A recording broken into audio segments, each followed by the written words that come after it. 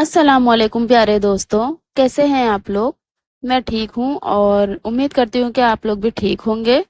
और कोशिश यही है कि आप लोगों को हमारी नॉवेल पसंद आए। अगर कुछ मिस्टेक होती है तो आप लोग उसे ज़रूर सही कीजिएगा। अगर आप लोगों के वो किसी और नॉवेल में इंटरेस्ट है तो वो भी बताइएगा। हम आपकी ख्वाहिश को पूरा करने की कोशिश करेंगे। और कहाँ से आप लोग हमारी वीडियो को देख रहे हैं, प्लीज हमें कमेंट के थ्रू जरूर बताइएगा कि आप लोग कहाँ से हैं और आप लोगों को हमारी वीडियोस कैसी लग रही हैं, नॉवेल पसंद आ रही हैं कि नहीं।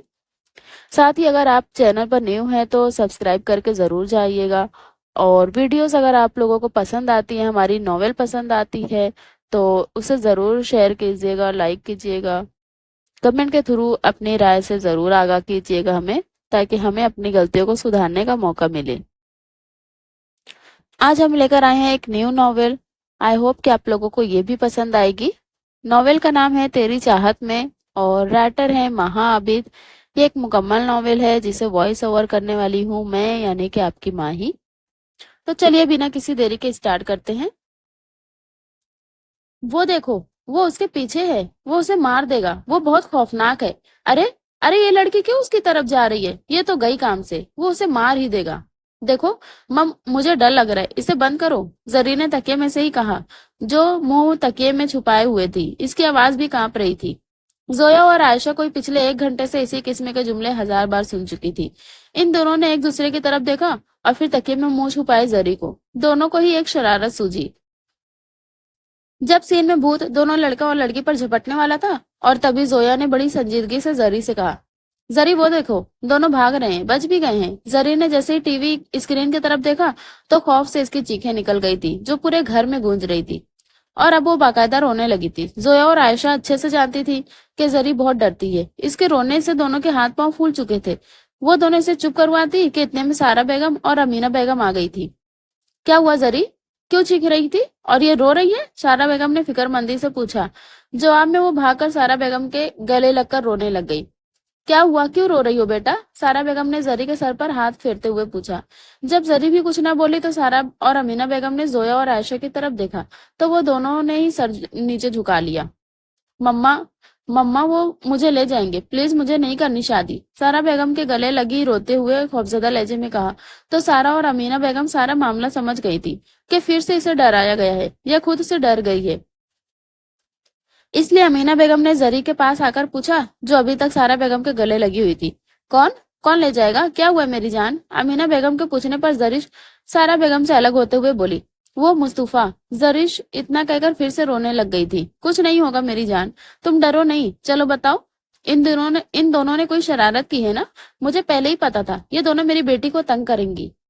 सारा और अमीना बेगम ने जरीश को प्यार से चुप करवाया और जोया आयशा की तरफ देखा कि पूछ रही थी कि दोनों ने फिर से कौन सी शरारत की है।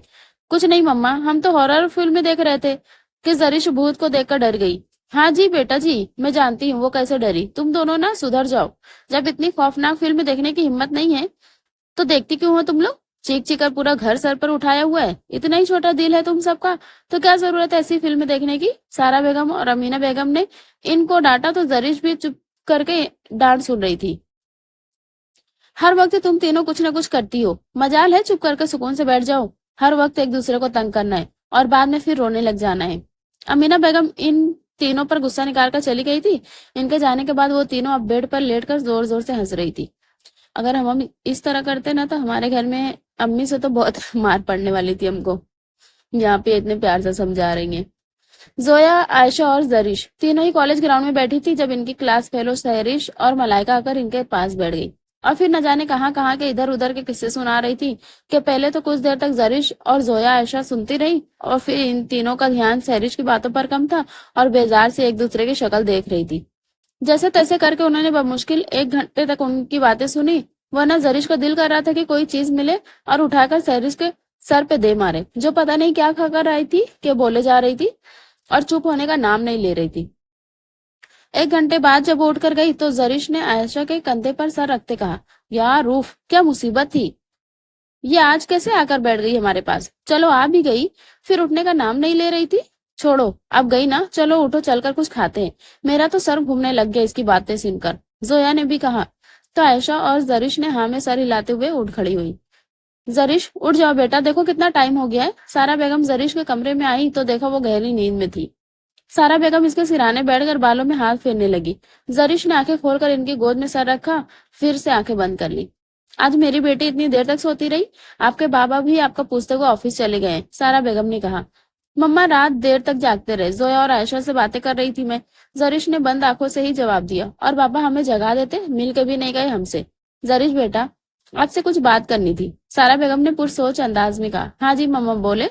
बेटा 2 दिन पहले क्या हुआ था कि आप इतना डर गई थी? सारा बेगम ने 2 दिन पहले वाले वाकये का जिक्र किया तो जरिश इनकी बात सुनकर बैठ गई। मम्मा हम फिल्म देख रहे थे तो इसमें वो भूत जैसे ही इस लड़की को पकड़ने लगा तो मैं डर गई थी।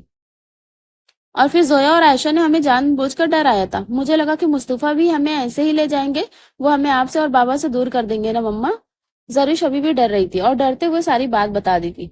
मेरी जान, ऐसे कोई भी आपको हमसे अलग नहीं कर सकता। और रही बात मुस्तफा की, तो बेटा आप इसकी बचपन की मंग हो, फिर क्यों आप इससे डर रही हो? सारा बेगम ने प्यार से इसके समझाते हुए कहा। मम्मा मुझे नहीं करनी इससे शादी, प्लीज। और आप और पापा मना कर देना, जरिश ने रूहान से लहजे में कहा। अच्छा छोड़ो इन सब बातों को, जल्दी से उठकर फ्रेश होकर आ जाओ, मैं नाश्ता लगाती हूँ, सारा बेगम ने प्यार से बात टालते हुए कहा। और फौरन कमरे से चली गई कि किसी और वक्त में जरिश को समझाएंगी। किसी को भी नहीं पता था कि जरिश मुस्तफा से इतना क्यों डरती है। सारा बेगम के जाने के बाद जरिश काफी देर ऐसे ही बैठी मम्मा की बातों पर सोचने लगी और फिर सज हटक कर फ्रेश होने चलती। सऊद जैदी जहां आरा बेगम और आफाक जैदी के इकलौते बेटे थे। इनकी पैदाइश के चंद साल बाद ही जहां आरा बेगम इस दुनिया फानी से कोच कर गई थी। आफाक जैदी जहां आरा बेगम के जाने के बाद बिल्कुल ही टूट से गए थे। कुछ वक्त गुजरा तो आफाक साहब कुछ संभल गए अपने बेटे सऊद जैदी के लिए। जहां आरा बेगम के जाने के कुछ साल बाद आफाक साहब ने सऊद जैदी के लिए दूसरी शादी कर ली थी। दूसरी इनकी बेगम ने सऊद जैदी को अपना ही बेटा समझा था। को मुसर्रत बेगम बहुत ही अच्छी बीवी साबित हुई थी।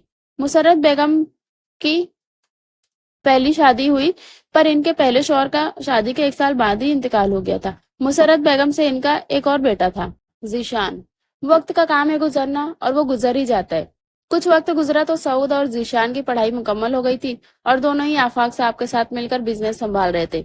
आफाक और मुसर्रत बेगम को इनकी शादी की फिक्र होने लगी थी और उन्होंने अपने कुछ जानने वालों को भी कह रखा था। फिर जल्द इनकी यह तलाश भी खत्म हो गई थी। सारा और अमीना। सारा बेगम सऊद की बेगम थी और अमीना बेगम जीशान की। शादी के बाद उन्होंने अपने सास ससुर को माँ बाप ही समझा था, तो इधर ही आफाक साहब और मुसर्रत बेगम ने भी उनको अपनी बेटियां ही समझा था। शादी के 2 साल बाद आफाक साहब और मुसर्रत बेगम का एक रोड एक्सीडेंट में इंतकाल हो गया था। आफाक साहब अपनी जिंदगी में ही सऊद और जीशान को इनका हिस्सा देकर उनका बिजनेस अलग कर दिया था। सारा और सऊद के यहाँ शादी के 4 साल बाद जरिश हुई थी। जरिश इनकी जिंदगी में क्या आई, गोया चमन में बाहर आ गई हो। गोल मटोल सुर्ख सफेद गुड़िया सी जरिश, सऊद और सारा बेगम की जान थी। जरिश बहुत ही शरारती होने के साथ साथ बहुत ही कमजोर दिल की थी। बारिश बादल अंधेरे से डरती थी। अमीना बेगम और जिशान के 3 बच्चे थे। बड़ा बेटा अली जो अमेरिका में अपनी पढ़ाई मुकम्मल कर रहा था, और फिर जोया और आयशा, दोनों में बस 10 माह का ही फर्क था। जरिश, जोया और आयशा तीनों की बनती भी बहुत थी और लड़ती भी थी। प्यार भी इनका आपस में बहुत था, एक दूसरे के बगैर इनका गुजारा भी नहीं था। तीनों की अब बीएससी तीनों बीएससी कर रही थी और तीनों ही हम उम्र ही थी। जरिश अभी 20 साल की हुई थी। टाइपिंग में काफी ज्यादा मिस्टेक है तो पढ़ने में थोड़ी सी प्रॉब्लम हो रही है, तो आप लोग थोड़ा सा कॉम्प्रोमाइज कर लीजिएगा यहाँ पर। वो कॉलेज से वापस आ रही थी कि रास्ते में गाड़ी खराब हो गई। क्या हुआ अंकल, गाड़ी क्यों रोक दी? जरिश ने ड्राइवर अंकल से पूछा। पता नहीं बेटा, मैं देखता हूँ। ड्राइवर अंकल ने उतर कर चेक किया और फिर जरिश के पास पीछे आया जहां वो बैठी हुई थी। बेटा गाड़ी लगता है कि खराब हो गई है, फिर अब क्या होगा? जरिश थोड़ा परेशान हो गई थी। बेटा मैं कॉल करता हूँ दूसरी गाड़ी के लिए। उन्होंने जरिश को तसल्ली दी कि वो ऐसे ही छोटी छोटी बातों पर घबरा जाती थी। कुछ देर ही गुजरी थी कि मुस्तफा की गाड़ी भी वहीं से गुजरी और इसने सऊद जैदी की गाड़ी को देखकर रोक दिया और ड्राइवर को बुलाकर पूछा, क्या हुआ, ऐसे क्यों खड़े हो कादिम बाबा साहब? अच्छा हुआ आप मिल गए, रास्ते में गाड़ी खराब हो गई, हम तो जरीश बीबी को कॉलेज से लेने गए थे। खादिम बाबा के कहने पर इसने दूसरी गाड़ी की पिछली सीट पर देखा जहां जरीश बैठी हुई थी। आप ऐसा करें, इनको इधर भेज दे, मैं इनको घर छोड़ देता हूँ। मुस्तफा ने खादिम बाबा से कहा तो अजबात में सर हिलाकर जरीश को कहने चला गया, बेटा नीचे आए आप। खादिम बाबा के कहने पर वो गाड़ी से नीचे उतर गई कि शायद दूसरी गाड़ी आ गई हो। इसने अभी मुस्तफा को नहीं देखा था। नहीं तो गाड़ी से उतरती ही ना। जरीश बेटा, मुस्तफा साहब मिले हैं, आप इनके साथ चले जाएं, मैं गाड़ी ठीक करवा के ले आता हूँ घर। मम, मैं इनके साथ नहीं जाऊंगी। बेटा समझने की कोशिश करें, यहाँ अभी इस वक्त कोई भी गाड़ी या टैक्सी नहीं मिलेगी और घर से गाड़ी आने में भी टाइम लगेगा। खादिम बाबा भी बात ही कर रहे थे कि मुस्तफा खुद ही गाड़ी से उतरकर आ गया। चलो, मुस्तफा ने जरीश से कहा तो जरीश मुस्तफा को देखकर पहले ही डर गई थी। मुझे आपके साथ कहीं नहीं जाना, वो खड़ी रही। मैं तुम्हें कहीं लेकर नहीं जा रहा, और चलो अब मुझे नहीं जाना आपके साथ। वो फिर भी अड़ी रही। जरीश मुस्तफा के सख्ती से कहने पर डर गई थी। मैंने कहा चलो, इससे पहले कि मैं खुद तुम्हें उठाकर गाड़ी में बैठा दूं। मुस्तफा के इस तरह टोकने पर जरीश इनके संजीदा चेहरे पर नजर डालती बैठ गई। जरीश के बैठते ही दूसरी तरफ से आकर मुस्तफा भी बैठ गया ड्राइविंग सीट पर। तुम्हें मेरी एक बार की कही बात समझ नहीं आती? मुस्तफा ने जरीश को देखकर कहा तो जरीश ने भी कोई जवाब नहीं दिया। सैयद कमाल शाह का बड़ा बेटा। सैयद कमाल शाह बहुत बड़े सियासतदान थे और शहर के मशहूर बिजनेसमैन थे कि बाहर के मुल्कों में भी इनका बिजनेस फैला हुआ था। कमाल शाह सऊद जैदी के बचपन के दोस्त थे। स्कूल कॉलेज ही साथ पढ़े थे। जरीश की पैदाइश पर जहाँ सऊद जैदी बहुत खुश हुए थे, वहीं कमाल शाह भी बहुत खुश हुए थे। और तब मुस्तफा की उम्र 8 साल थी। जरीश की पहली सालगिरह पर कमाल और सऊद ने सोचा क्यों ना दोस्ती के रिश्ते को रिश्तेदारी में तब्दील कर दें। उन्होंने दोनों का रिश्ता पक्का कर दिया था। दोनों घरों के बड़ों को इस बात का पता था। मुस्तफा को भी पता था 8 साल का बच्चा छोटा नहीं होता। इसे इस छोटी सी उड़िया पे बहुत प्यार आता था। वो बार बार इसे गोद में बिठाकर प्यार भी करता रहा और सब इसे प्यार करते देखते तो खुश हो रहे थे। वो चुप करके गाड़ी में बैठी रही। इसने मुस्तफा की बात का जवाब भी नहीं दिया था। मुस्तफा ने इसकी तरफ देखा जो व्हाइट सूट पर मरून कलर की चादर लिए, चेहरे पे मासूमियत लिए बहुत ही प्यारी लग रही थी। क्या अचानक ही पता नहीं क्या हुआ कि गाड़ी की रफ्तार तेज हो गई। स्पीड इतनी जरूर थी कि एक्सीडेंट होते होते बचा। कि अचानक ही कहीं से फायरिंग की आवाजें आने लग गई कि जरीश घबरा गई थी। डर के मारे इसकी जान निकल रही थी। मुसलसल फायरिंग हो रही थी। इसने सहम कर अपने दोनों हाथ कानों पर रख लिए। गाड़ी एक झटके से रुकी थी कि जरीश का सर बुरी तरह डैशबोर्ड से टकराया था। इससे पहले कि जरीश संभलती, एक गोली आकर इसे लगी थी। मुस्तफा ने इसे देखा तो इसके हाथ पांव फूलने लगे थे। इसे लगा कि इसकी जान जरीश के साथ ही निकल गई। वो बार बार जरीश का चेहरा थपथपा रहा था, पर जरीश आंखें ही नहीं खोल रही थी। मुस्तफा इसे हॉस्पिटल ले आया था और बाकी सबको भी फोन कर दिया था। कुछ ही देर में सब आ गए थे। मुस्तफा बेटा, ये सब कैसे हुआ? मेरी जरीश कैसी है? सारा बेगम ने मुस्तफा से पूछा तो वो खुद ही परेशान था। सारा बेगम, कुछ नहीं होगा हमारी बेटी को। सऊद जैदी ने उन्हें तसल्ली दी। उन्होंने खुद को संभाल कर इन्हें पकड़कर बैठाया। कमाल शाह भी आ गए थे। उन्होंने सऊद और सारा बेगम को तसल्ली दी और खुद मुस्तफा के पास आए। ये सब? कमाल शाह ने मुस्तफा से कहा। बाबा साहब, वो असगर साहब के आदमियों ने फायरिंग कर दी थी। मुस्तफा ने उन्हें सारी बात बताई, जिसे सुनकर वो गुस्से में आ गए थे। पर अभी इन्हें अपनी जरीश की और अपने दोस्त की फिक्र खाए जा रही थी। कमाल शाह ने पूरे शहर के डॉक्टरों को बोल दिया था, कुछ भी हो जाए इनकी बहू को कुछ नहीं होना चाहिए। सब डॉक्टर अलर्ट थे कि इतने बड़े सियासतदान कमाल शाह का हुक्म था। अमीना बेगम, जोया, आयशा, जीशान साहब भी आ गए थे। सारा बेगम अमीना बेगम को देखकर अपना जब्त खो बैठी और इनके गले लगकर रो पड़ी। जोया आयशा भी जरीश के लिए दुआ कर रही थी। काफी देर गुजरने के बाद रूम का दरवाजा खुला और डॉक्टर रूम के बाहर आई। इन्हें देखकर सभी इनकी तरफ सवालिया नजरों से देख रहे थे। She is fine.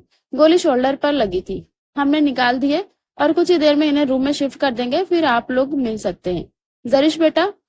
रूम में शिफ्ट होने के बाद सभी जरीश से मिले थे। सारा बेगम अपनी बेटी की हालत देखकर आंखों में आंसू आ गए थे। मम्मा, जरीश भी सारा बेगम को देखकर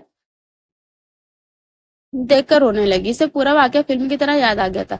जरीश के यूं होश में आने के बाद सब चले गए, सिवाय जोया, आयशा और मुस्तफा के। जरीश भी दवाइयों के जेरे असर सो रही थी।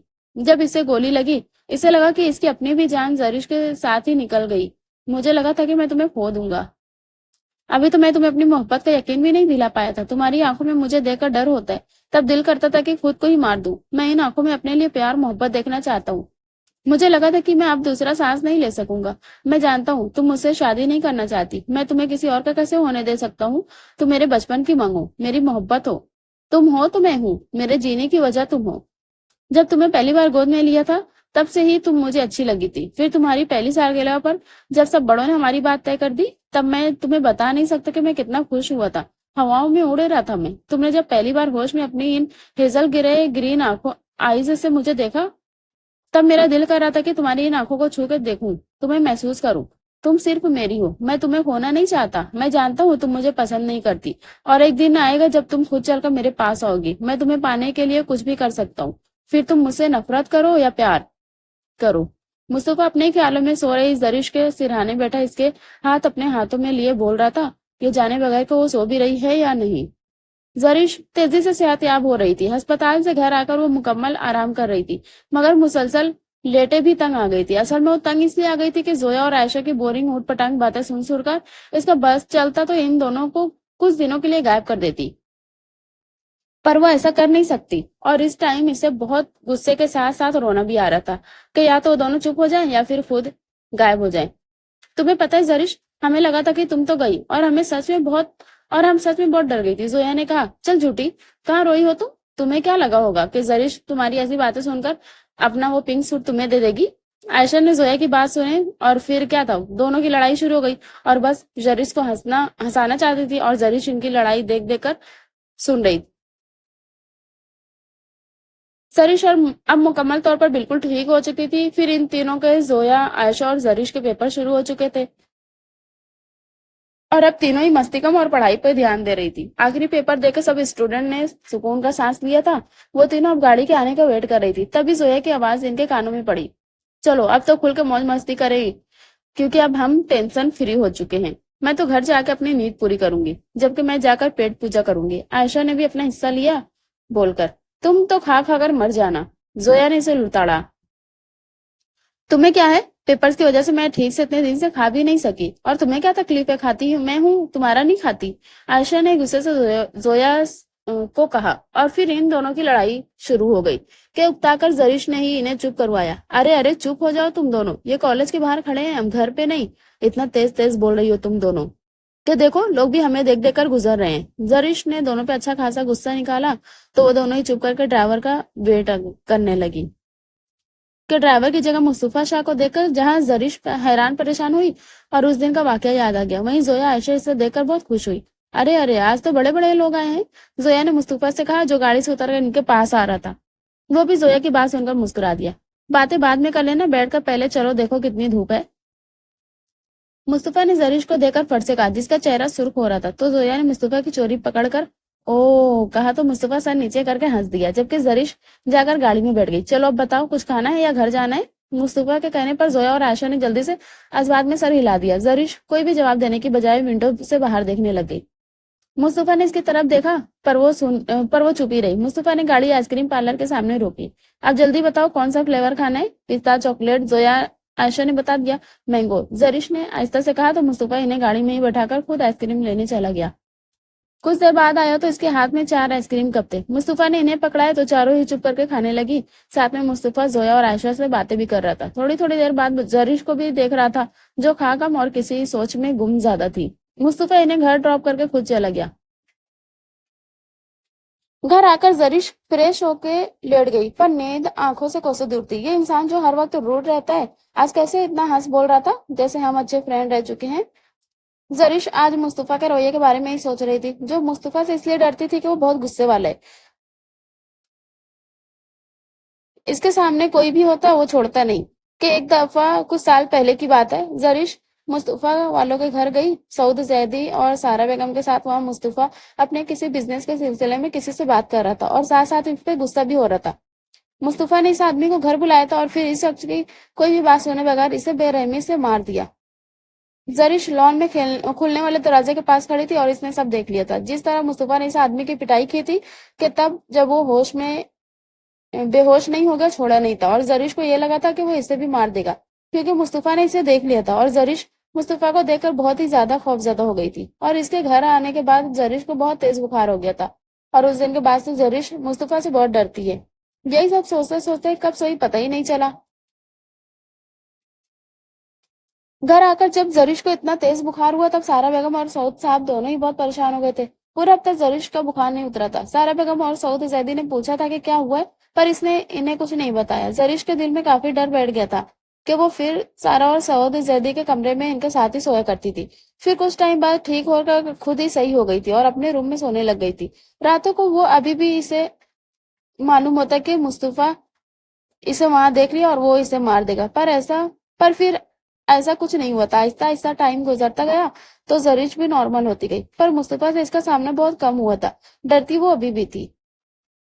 पेपर्स के बाद वो तीनों या फ्री थी और सारा सारा दिन मौज मस्ती में गुजार देती थी। अभी भी जरीश और जोया बैठी टीवी देख रही थी कि आयशा भागती हुई इनके पास आई। क्या हुआ, ऐसे क्यों भाग कर आई हो? और पीछे कौन सी पुलिस लग गई है तुम्हारे जो ऐसे आई? ये तुम टीवी के आगे क्यों खड़ी हो? चलो पीछे हटो, इतनी अच्छी फिल्म आ रही है। जोया और जरीश ने ऐसे गुस्से से डांटा, पर इस पर कुछ भी असर न हुआ। अरे छोड़ो टीवी को और चलो तुम लोग लाइव देखो, देख लो लड़ाई। आयशा ने इन्हें कहा तो वो लोग ना समझे से देखने लग गई कि ये बोल क्या रही है। साथ में पड़ोसी के घर पे इन अंकल आंटी की लड़ाई हो रही है, चलो चलकर देखते हैं। आयशा के इतना कहने पर वो दोनों भी भागी कि ऐसे काम वो लोग तीनों मिलकर बहुत करती थी। जब भी आस पास की किसी की लड़ाई हो रही हो, वो लोग पहले ही वहां पहुंच जाती थी। ये हमारी भी आदत है, जब कहीं लड़ाई हो रही होती तो हम लोग भी चले जाते देखने के लिए। और गलती से अगर अम्मी अब्बू ने देख लिया तो फिर जो डांट पड़ती है, अल्लाह की पनाह।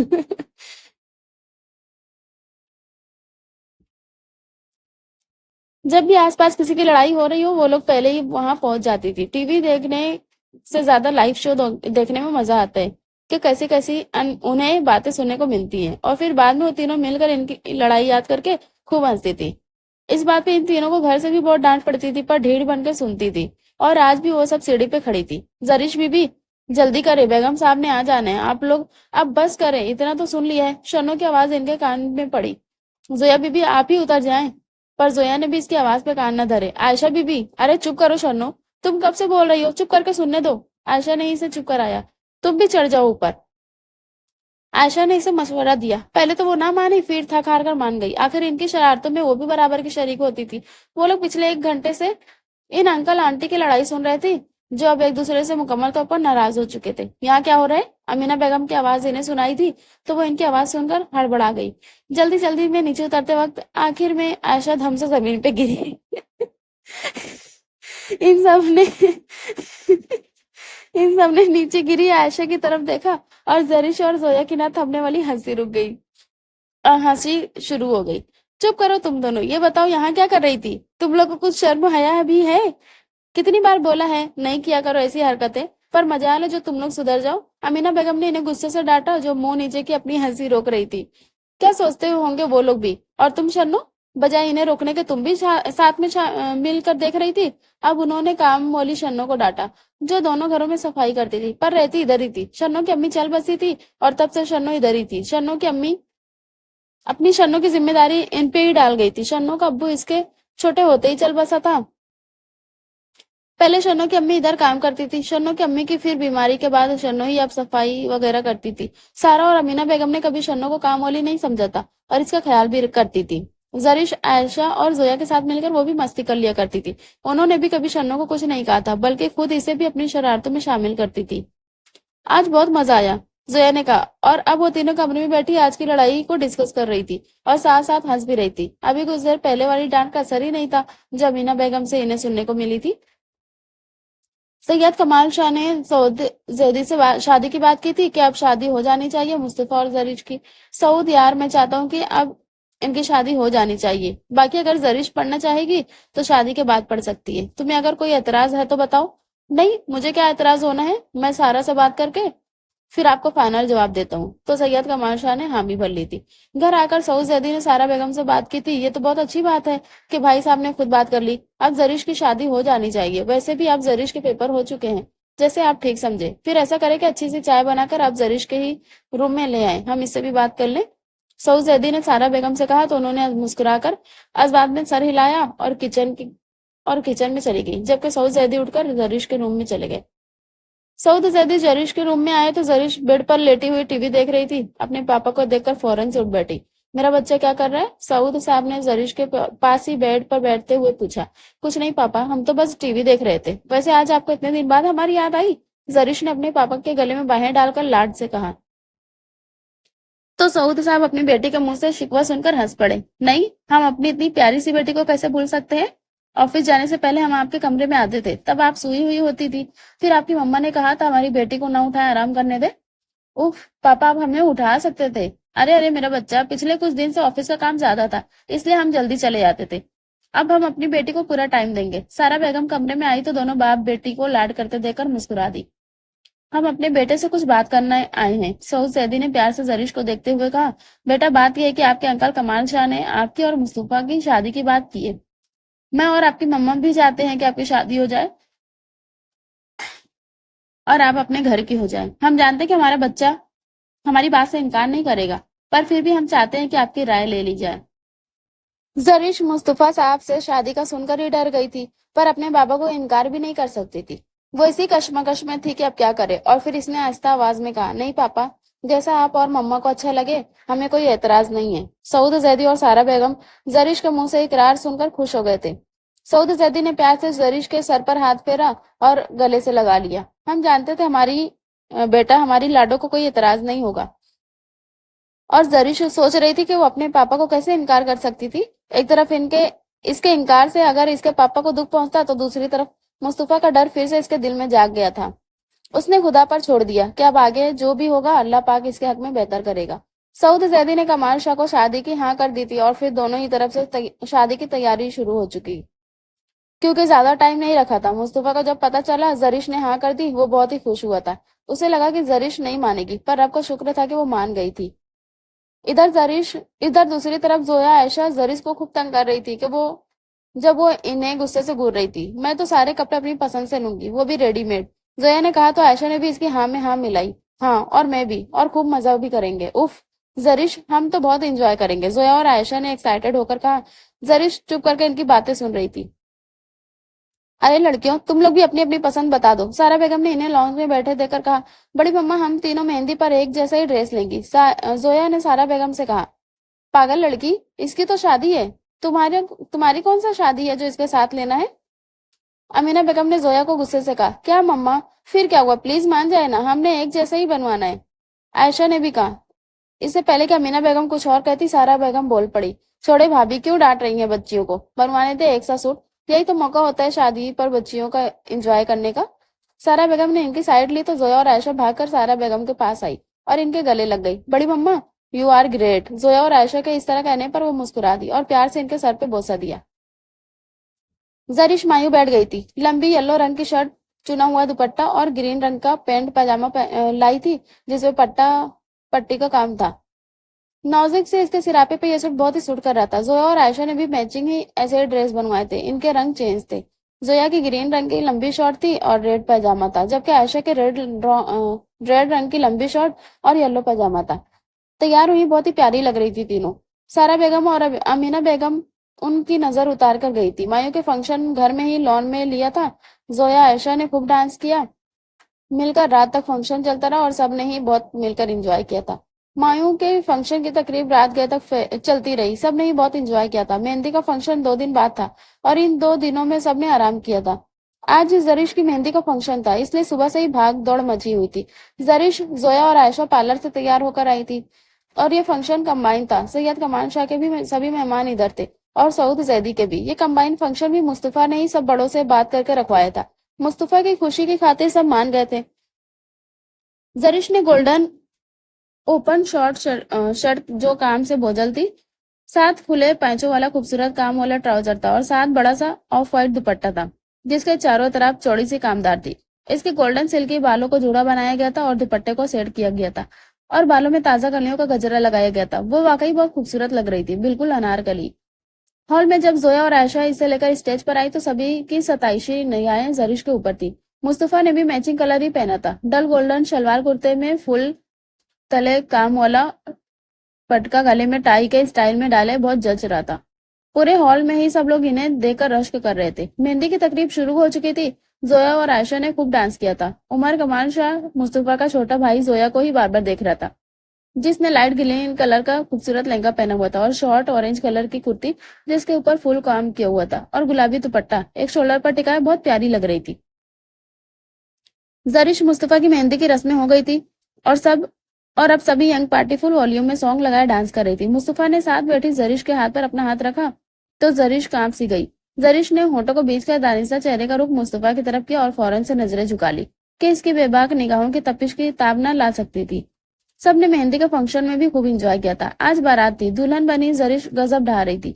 गोल्डन और रेड कलर का लहंगा पहने हुए, जिसपे गोल्डन कलर का जरकून का फुल काम किया हुआ था खूबसूरत मेकअप और जरकून से सजी खूबसूरत ज्वेलरी पहने जब हॉल में आई तो सभी मबहूत रह गए। मुस्तफा भी मबहूत जरिश को देख रहा था, सबकी निगाहें भी जरिश पर टिकी थी। मुस्तफा ने सिल्वर और मैरून कलर की शेरवानी पहनी और अपने चौड़े शानों पर शॉल फैलाए किसी रियासत का शहजादा लग रहा था। सब ने दिल से मुस्तफा और जरीस को दुआएं दी थी। हर आंख में रश्क था और इनको देखकर सभी सताइशी नजरों से देख रहे थे। रुखसती के बाद जरीश सऊद जैदी और सारा बेगम के गले लगकर बहुत रोई थी कि जरीश को संभालना मुश्किल हो गया था। कमाल शाह ने रोती जरीश के सर पर हाथ रखा और इसे गाड़ी में मुस्तफा के साथ बैठा दिया। शाह विला में पहुंचकर इसका बहुत ही पुरतपाक इस्तकबाल हुआ था। रस्मों के बाद जरीश को मुस्तफा के रूम में पहुंचा दिया गया था, जबकि रूम के बाहर उमर और इसके कुछ दोस्त कजिन सब मिलकर मुस्तफा को घेर चुके थे। सबने मुस्तफा से 1 लाख लेकर ही इसकी जान छोड़ी थी, तो वो भी सबसे अपनी जान छूट जाने पर शुक्र अदा करता रूम में आया। जरीश रूम में बैठी पूरे कमरे का जायजा ले रही थी। पूरा कमरे में गुलाब के फूल ही फूल थे। कमरा बहुत ही खूबसूरती से सजाया गया था। कमरे का फर्नीचर व्हाइट कलर का था, कारपेट, पर्दे, हर चीज व्हाइट कलर की थी। वो रिलैक्स होकर बैठी कमरा देख रही थी। जरीश मुस्तफा की पसंद देखकर दिल ही दिल में इसे दाद दे रही थी। रूम के दूसरी तरफ राइट साइड पर ड्रेसिंग रूम था। पहले जरीश के दिल में ख्याल है कि क्यों न चेंज कर ले, पर फिर मुस्तफा के डर से बैठी रही कि वो फिर गुस्से में इसके साथ पता नहीं क्या करे, इसलिए दिल के हाथ मजबूर होकर बैठी रही। सुबह से कुछ खाया भी नहीं था, इसलिए सर भी चकरा रहा था। अब क्या करूं, बहुत भूख लग रही है। दोबारा किसी ने रूम में झांक कर भी नहीं देखा। अब किसको कहूं मैं, या अल्लाह कोई आ जाए प्लीज कमरे में। जरीश अभी अकेले बैठी खुद से बातें किए जा रही थी कि इतने में दरवाजे के बाहर खटका सुनकर घबरा गई। मुस्तफा रूम में आए तो देखा जहां जरीश बेफिक्र होकर बैठी थी, मुस्तफा को कमरे में देखकर फौरन से सीधी होकर बैठी। मुस्तफा बेड के पास आकर जरीश के पास ही बैठ गया तो जरीश अपने आप में सिमट गई। मुस्तफा ने अपना हाथ बढ़ाकर जरीश का घूंघट उठाया और जरीश को देखकर वो पल भर के लिए कुछ बोल ही ना सका। मुस्तफा ने जरीश का सर्द हाथ अपने गर्म हाथों में लिया। आज तुम्हें इस रूम में देखकर अपने पास मैं बता नहीं सकता कितना खुश हूँ। मुस्तफा ने इसका हाथ पकड़कर अपने होठों से लगा लिया तो जरीश अंदर तक कांप सी गई थी। जब जब तुम्हारी इन आंखों में अपने लिए प्यार देखना चाहता था, तुम मुझे देखकर डरती थी। मैं जानता हूँ तुम्हें इस डर की वजह, पर मैं चाहता था तुम मेरे पास आ जाओ तो मैं तुम्हारी सारी गलतफहमी दूर कर दूंगा। मुस्तफा जरीश को अपनी आंखों के इशारे में लिए कह रहा था। उस दिन तुमने मुझे उस आदमी को जब देखा था तो वो भी ऑफिस में काम करता था, पर उसने ऑफिस में काम करने वाली एक लड़की के साथ बदतमीजी की थी, इसलिए मुझसे बर्दाश्त नहीं हुआ और इसे इसकी सजा दी। मुस्तफा ने उस दिन की जरीश की गलतफहमी दूर की और जरीश सोच रही थी कि उसने मुस्तफा को गलत समझा था। जरीश मेरी जान, मैं तुम्हें बहुत प्यार करता हूँ। उस दिन तुम्हें गोली लगी थी पर जान मेरी निकल रही थी। मुस्तफा के इस तरह कहने पर जरीश को समझ ही नहीं आई कि वो क्या कहे। मुस्तफा के चुप होने पर उसे लगा जरीश कुछ तो कहेगी, पर जरीश को खामोश देखकर उसने जरीश के हाथ छोड़कर अपनी शेरवानी की जेब से एक मखमली डिबिया निकाली और इसमें से एक डायमंड रिंग निकालकर जरीश का रुई जैसा नर्म हाथ पकड़कर इसकी उंगली में रिंग पहनाकर अपने होठों से लगा लिया। जरीश को लगा कि वो अब मुस्तफा का ये रूप देखकर अपने होश गंवा देगी कि इसने जब भी इसे देखा था गुस्से में ही देखा था। चलो तुम मूड का चेंज कर लो, मुस्तफा ने प्यार से जरीश को कहा। तो वो जल्दी से उठ खड़ी हुई। अभी वो उठी थी कि इसे अपना सर घुटनों को महसूस होने लगा। इसे लगा कि वो गिर जाएगी। अभी इससे पहले कि वो संभलती, बाहर से फायरिंग की आवाजें आने लग गई थी। मुस्तफा ने जल्दी से खिड़की से बाहर देखा तो वहां असगर और इसके आदमी फायरिंग कर रहे थे। मुस्तफा जल्दी से बाहर की तरफ गया। मुस्तफा ने बाहर से दरवाजा बंद कर दिया था कि जरीश बाहर ना जाए। बाहर दोनों तरफ से फायरिंग हो रही थी। असगर साहब कमाल शाह के पुराने दुश्मन थे। असगर चाहता था कि कमाल शाह की सियासत की सीट इसे मिल जाए, क्योंकि वो खुद इलेक्शन में हार गया था और अब गुस्से से पागल हो रहा था। कमाल शाह ने पुलिस को कॉल करके बुलवा लिया था। दोनों तरफ से फायरिंग हो रही थी। फायरिंग करते हुए असगर मारा गया था और इसके कुछ आदमी जख्मी हुए थे। उमर के भी गोली लगी थी, जो कंधे को छूकर गुजर गई थी। इधर रूम में जरीश का सर, जो पहले ही घूम रहा था, फायरिंग की आवाज सुनकर वो डर गई थी। इससे एक कदम भी नहीं चला जा रहा था। आंखों के आगे अंधेरा छा रहा था और वो होश और हवास से होकर गिर पड़ी थी।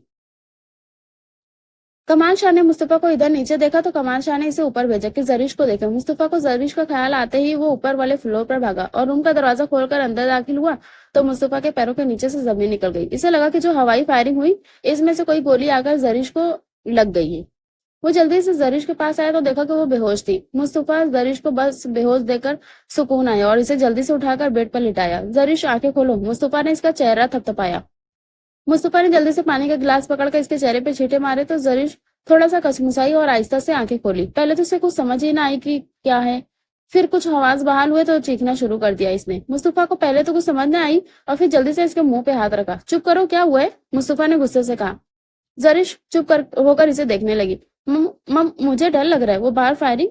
जरिश ने पूरी बात ना की और खौफ की वजह से वो बात भी पूरी न कर सकी। कुछ नहीं हुआ मेरी जान, मुस्तफा ने इसे कांपते हुए देखकर कहा और इसे अपने सीने से लगा लिया। जरिश को मुस्तफा के सीने से लगकर लगा कि वो अब महफूज है और इसने आंखें मूंद ली। जरिश की सुबह आंख खुली तो मुस्तफा के इशार में थी। इसने मुस्तफा की तरफ देखा जो बेखबर सो रहा था और सोए हुए बहुत क्यूट लग रहा था। सफेद चेहरे पे इस वक्त कोई गुस्सा नहीं था, जो जरिश को लगता था कि वो हर वक्त गुस्से में रहता है। जरिश काफी देर इसे देखती रही और फिर आहिस्ता से उठकर वॉशरूम में चली गई फ्रेश होने। कुछ देर बाद जब आई तो मुस्तफा भी उठ गया था। मुस्तफा ने इसे देखा जो ड्रेसिंग टेबल के सामने खड़ी अपने गीले बाल सुखा रही थी। मुस्तफा उठकर इसके पास आया तो जरिश इसे अपने पास आता देखकर घबरा गई। मुस्तफा ने इसे कमर से पकड़कर अपने नजदीक किया तो जरिश सरपटा गई थी। मुस्तफा ने झुककर इसके माथे पे अपने प्यार की मेहर सुप्त की तो जरिश जो पहले ही घबराई हुई थी इसकी सीटी ही गुम हो गई थी। मुस्तफा ने इसे साकित देकर कंधा हिलाया तो वो होश में आई और खुद को मुस्तफा से अलग करने लगी। मुस्तफा इसकी कैफियत देखकर हंसते हुए इसे खुद से अलग किया और कान में हल्की सी सरगोशी की। नई जिंदगी की पहली सुबह मुबारक हो स्वीटहार्ट। मुस्तफा इसे कहकर गाल थपथपा कर वॉशरूम में चला गया। पीछे जरिश मुस्तफा के अभी की हुई हरकत के बारे में सोचने लग गई। आज उनका वलीमा था। मुस्तफा ब्लैक कलर का थ्री पीस डिनर सूट में बहुत ही जच रहा था और जरिश ने आज व्हाइट और रॉयल ब्लू कलर की मैक्सी पहने खूबसूरत मेकअप और ज्वेलरी में बहुत प्यारी लग रही थी। जरिश सऊद जैदी और सारा बेगम को देखकर बहुत खुश हुई। जोया आयशा और अमीना बेगम जीशान साहब से मिलकर भी बहुत खुश हुए थे। जोया आयशा इससे छेड़खानी कर रही थी जबकि वो चुपचाप मजबूरन इन्हें सुन रही थी। मौके की नजाकत को देखकर कुछ भी नहीं कर सकती थी, वरना एक आध उनको लगा देती। उमर आज जोया के पीछे पीछे ही था। वलीमे की तकरीब के बाद जरिश और मुस्तफा रस्म के तौर पर सऊद जैदी और सारा बेगम के साथ आए थे। जरिश बहुत खुश थी कि मुस्तफा ने कुछ कहा नहीं, वरना इसे लगा था कि वो नहीं जाएगा। जोया आयशा ने पहले ही कह दिया था कि जरिश आज इनके साथ वक्त गुजारेगी और खूब बातें करेगी। 2-2.5 घंटे रोकर मुस्तफा ने इजाजत चाही। सऊद जैदी को इसने पहले ही बता दिया था कि इसने जरिश के लिए सरप्राइज प्लान किया, इसलिए उन्होंने खुशी खुशी इजाजत दे दी थी। जरिश को पता था कि वो खुद ही जा रहे तो इजी होकर आज की रात रहेगी। अच्छा अंकल, अब हम चलते हैं, फिर आकर रुकेंगे आपके पास। मुस्तफा सऊद और सारा बेगम से मिलकर खड़ा हुआ। चलो जरिश, पर कहा, हमने तो आज रात रुकनी है ना फिर? अचानक जरिश ने हैरान होकर सबको देखा। जाओ बेटा, मुस्तफा को कुछ काम है इसलिए जा रहा है, सारा बेगम ने जरिश से कहा। जरिश कुछ और कहती कि सऊद जैदी ने इसे तसल्ली दी और इत्मीनान से मुस्तफा के साथ रवाना किया। हम जा कहाँ रहे हैं? जरिश ने गाड़ी में बैठते हुए मुस्तफा से पूछा, पर मुस्तफा ने कोई जवाब नहीं दिया, चुपचाप ड्राइविंग करता रहा। जरिश परेशान होती रही कि क्या बात है जो अचानक से वहां से आ गए वापस। जरिश ने 2-3 बार पूछा, बता देता हूँ, रुक जाओ कुछ देर। मुस्तफा ने परेशान बैठी जरिश को देखकर कहा। घर आकर मुस्तफा गाड़ी से उतरकर जरिश के पास आया। चलो आओ। मुस्तफा ने जरिश का हाथ पकड़कर गाड़ी से उतारा और अपने सामने खड़ा किया और जेब से रुमाल निकालकर जरिश की आंखों पर बांध दिया।